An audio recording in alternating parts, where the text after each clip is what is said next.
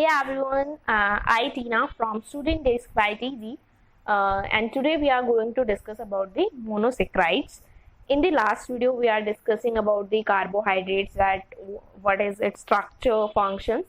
So today we are going to discuss about the monosaccharides.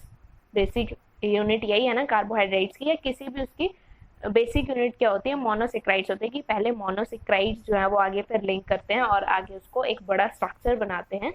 तो आज हम monosaccharides के बारे में पढ़ेंगे। मोनोसेक्राइड क्या है हमारे, ये भी हमारे एल्डिहाइड और कीटोन होते हैं with the multiple hydroxyl groups. Hydroxyl groups यानी वाटर मॉलिक्यूल्स। तो जो भी हमारे एल्डिहाइड और कीटोन मल्टीपल हाइड्रोक्सिल ग्रुप्स के साथ प्रेजेंट हैं वो हमारे क्या होते हैं, मोनोसेक्राइड होते हैं। ये हमारा सिंपलेस्ट कार्बोहाइड्रेट होता है।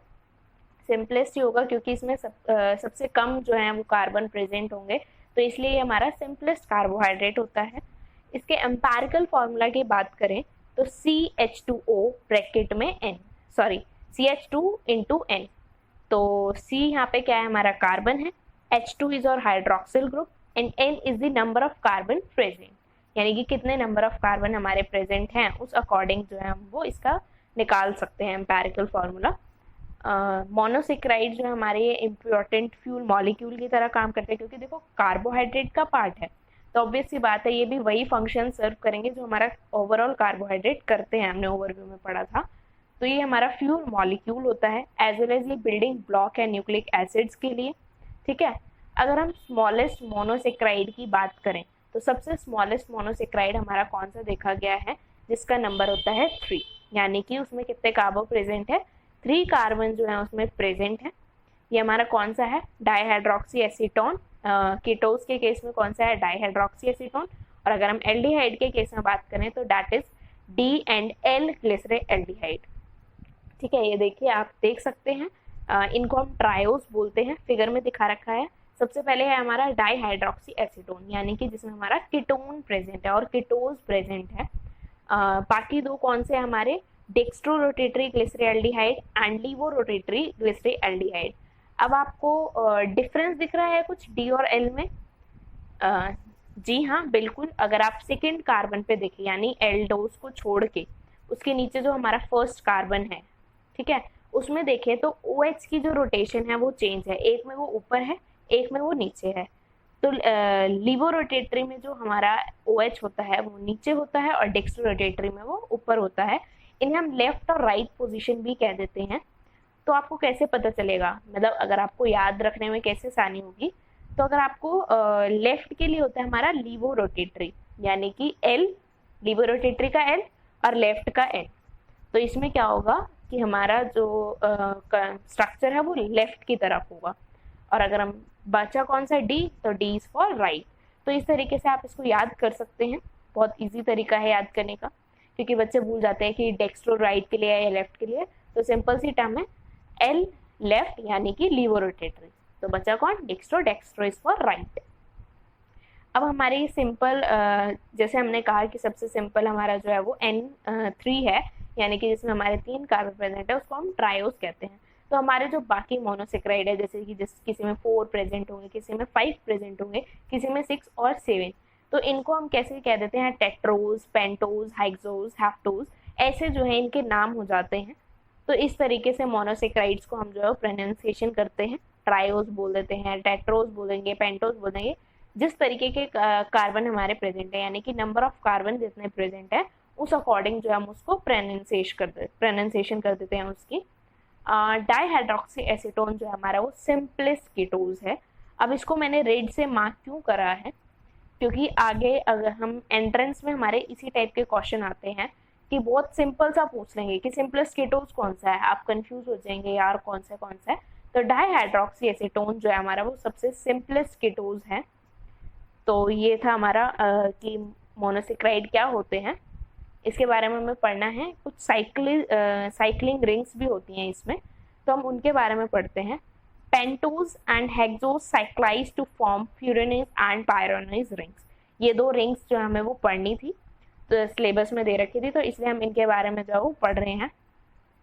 तो ये हमारी फ्यूरेनोज और जो पायरोनोज रिंग है ये हमारी प्रीडोमिनेंट फॉर्म होती है राइबोज, ग्लूकोज, फ्रक्टोज की, और बाकी जो हमारे शुगर सॉल्यूशन हमारे प्रेजेंट होते हैं, लेकिन ओपन चेन्स में नहीं। ये सारे ओपन चेन में प्रेजेंट नहीं होंगे, तभी जो है ये रिंग बना सकते हैं। तो क्या करती हैं हमारी ओपन चेन, क्या करेंगी इन शुगर्स की, वो एक रिंग में जो है वो साइक्लाइज हो जाती हैं, जिससे कि वो ये रिंग्स बना सकें, फ्यूरानोज और पायरेनोज। ओके, तो एल्डिहाइड क्या करेगा हमारे, सबसे पहले वो अल्कोहल के साथ रिएक्ट करेगा और एक हेमी एसिटल बनाएगा। ये कुछ नहीं है, ये रिएक्शन से आपको याद करनी पड़ेंगी इसमें, क्योंकि बायोकेमिस्ट्री में मोस्टली जो है वो रिएक्शंस होती हैं, तो रिएक्शंस आपको कहीं ना कहीं जो है वो याद करनी पड़ सकती हैं। तो ये क्या करेगा, सबसे पहले इन रिंग्स को बनाने के लिए क्या कराते हैं हम, एल्डिहाइड को रिएक्ट कराएंगे अल्कोहल के साथ, जिससे कि वो क्या बनाए हमारा हेमी एसिटल। फिर हमारा क्या होगा कि जो हमारा एल्डिहाइड्रोज है जैसे कि ग्लूकोज, वो इसके साथ रिएक्ट करेगा हेमी एसिटल के साथ और क्या बना देगा हमारा पायरेनोज। पायरेनोज बन गया। अब हमें क्या बनाना है, फ्यूरेनोज। तो फ्यूरेनोज में हम क्या करा रहे हैं, हम कीटोन का रिएक्ट करा रहे हैं अल्कोहल के साथ, उसे हम बोलते हैं हेमी केटल। अब फ्रक्टोज जो है वो रिएक्ट करेगा हेमी केटल के साथ और क्या बना देगा हमारा, फ्यूरेनोज बना देगा। तो बन गई हमारी दोनों रिंग्स, पायरेनोज भी और फ्यूरेनोज भी। ये हमें पढ़ना था, इसलिए मैंने आपको बताया कि कैसे हमारी पायरेनोज और फ्यूरेनोज जो है वो बनती हैं। तो ये जो डिपिक्शन है हमारी ग्लूकोपायरेनोज की और फ्रक्टोपायरेनोज की, उसे हम बोलते हैं हैवर्थ प्रोजेक्शन। अब एक चीज बता दूं आप लोगों को, मोस्टली क्वेश्चन आपके पास कैसे आएगा कि व्हाट इज हैवर्थ प्रोजेक्शन और डिफाइन हैवर्थ प्रोजेक्शन। तो इस टाइप का जो है वो क्वेश्चन आता है, आपको ऐसे नहीं आएगा कि आप वो फॉर्मेशन बताइए हमें फ्यूरेनोज और पायरेनोज की, नहीं। हमेशा क्वेश्चन इसी के उस पर आता है कि हैवर्थ प्रोजेक्शन क्या है हमारी, कैसे हम उसको डिटेल में बताइए। तो इस टाइप से जो है वो आपसे क्वेश्चन पूछा जाएगा। तो ये थी हमारी हैवर्थ प्रोजेक्शन। अब हमारे मोनोसेक्राइड्स कैसे जुड़े होते हैं आपस में।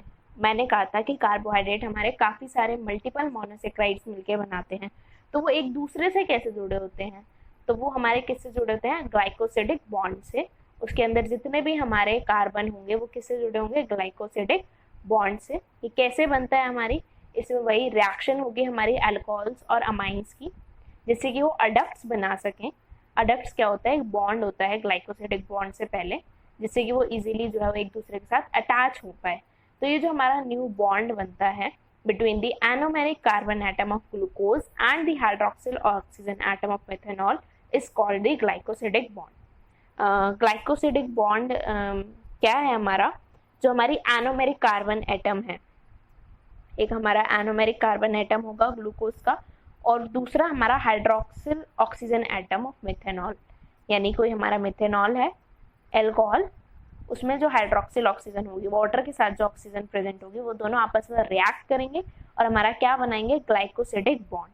इस टाइप के जो ग्लाइकोसाइड्स होते हैं जैसे कि मिथाइल ग्लाइकोपायरेनोसाइड, ये हमारे रिएक्ट नहीं करते क्योंकि ये हमारा फ्री एल्डिहाइड ग्रुप नहीं होता है इनमें। ये एग्जाम्पल है आपके पास एक्सेप्शन, जैसे कि आपसे पूछ ले कि एक्सेप्शन क्या है, कौन से ग्लाइकोसाइड्स हमारे रिएक्ट नहीं करते, तो मिथाइल ग्लूकोपायरेनोसाइड जो है हमारा, ये एक्सेप्शन है कि ये रिएक्ट नहीं करता। क्यों रिएक्ट नहीं करता, क्योंकि इसमें कोई एल्डिहाइड ग्रुप भी प्रेजेंट नहीं है फ्री।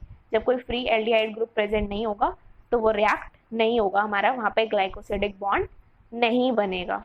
तो जो हमारा सॉल्यूशन होता है क्यूप्रिक आयन का, वो एक सिंपल टेस्ट जो है वो देता है इन ग्लूकोज के लिए। मतलब हमें कैसे पता चलेगा, हमें सपोज आपको लैब में क्या करा, एक तरफ उन्होंने दे दिया ग्लूकोपायरेनोसाइड और एक तरफ कोई भी उन्होंने नॉर्मल मोनोसेक्राइड दे दिया। उन्होंने आपको एक सॉल्यूशन दिया क्यूप्रिक आयन का। अब उसमें क्या होगा, क्या उसने कहा क्या पता लगाइए कि कौन सी शुगर रिएक्ट करती है और कौन सी नहीं करती। हमारी ये दो टाइप के शुगर होते हैं, आगे पढ़ेंगे। तो जो हमारी रिएक्ट करेगी वो गई रिएक्टिंग शुगर और जो नहीं करेगी वो गई नॉन रिएक्टिंग शुगर। तो आप इस तरीके से पता लगाते हैं भाई, रिड्यूसिंग शुगर जो हमारी रिएक्ट कर गई और नॉन रिड्यूसिंग शुगर जो रिएक्ट नहीं करी। तो इसके लिए हम क्यूप्रिक आयन टेस्ट जो है वो परफॉर्म करते हैं। 2 टाइप्स ऑफ शुगर होती हैं। तो ये था हमारा कि कैसे हमारे मोनोसेक्राइड्स ज्वाइन होते हैं एक दूसरे से। हैवर्थ प्रोजेक्शन हमने पढ़ी और मोनोसेक्राइड्स का हमारा कैसे मतलब वो डेवलप हुए, क्या मतलब उनके अंदर स्ट्रक्चर होता है उनका, ये सब हमने जो है वो आज पढ़ा। तो ये था हमारा मोनोसेक्राइड।